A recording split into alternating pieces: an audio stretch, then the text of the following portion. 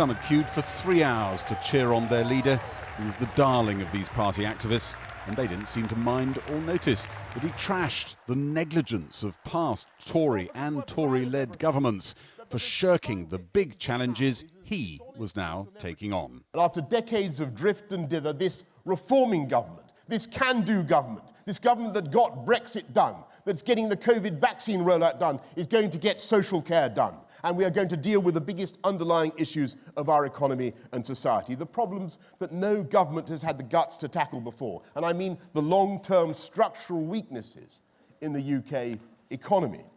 The biggest policy difference from the old failed model, he said, was an end to uncontrolled cheap labour from abroad. We are embarking now on a change of direction that has been long overdue in the UK economy. We're not going back to the same old broken model with low wages, low growth, low skills and low productivity, all of it enabled and assisted by uncontrolled immigration. And yes, it will take time, and sometimes it will be difficult, but that was the change that people voted for in 2016, and that was the change that people voted for again powerfully in 2019. Previous governments, including Conservative ones, had produced massive regional inequalities. But the South East, he said, had nothing to fear from his government switching investment elsewhere. We have one of the most imbalanced societies and lopsided economies of all the richer countries. There is no reason why the inhabitants of one part of the country should be geographically fated to be poorer than others, or why people should feel they have to move away from their loved ones or communities to reach their potential. Levelling up works for the whole country, and it is the right and responsible policy because it helps to take the pressure off parts of the overheating South East while simultaneously offering hope and opportunity to those areas that have felt left behind. Taking on those in his party who've grumbled about the record tax hikes on business and individuals, Boris Johnson said they were the right way to deal with the costs of COVID and the COVID aftermath in delayed hospital treatments. Waiting lists will almost certainly go up before they come down. COVID pushed out a great bow wave of cases. People did not or could not seek help, and that wave is now coming back. A tide of anxiety washing into every A&E and every GP. Your hip replacement, your mother's surgery. And this is the priority of the British people.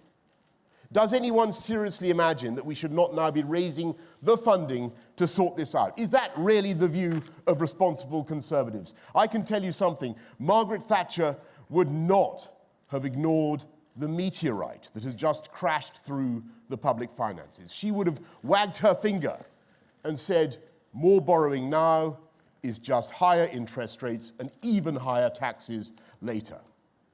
Even mentioning Margaret Thatcher didn't trigger applause for that. He said workers should return to their workplaces post-COVID and joked about Michael Gove's filmed appearance in a reopened nightclub. So we sent top government representatives to our sweatiest boîte de nuit to show that anyone could dance perfectly safely.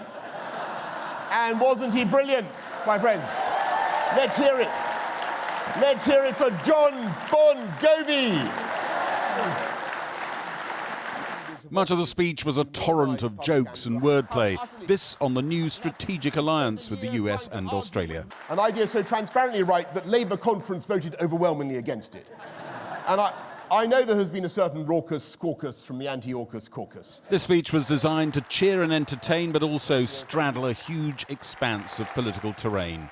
It was being delivered the very day 6 million people lose their universal credit uplift and energy prices spiked again. The immediate threat to living standards didn't get much of a look in today, but some of Boris Johnson's colleagues worry it could be another bow wave about to sweep through the nation.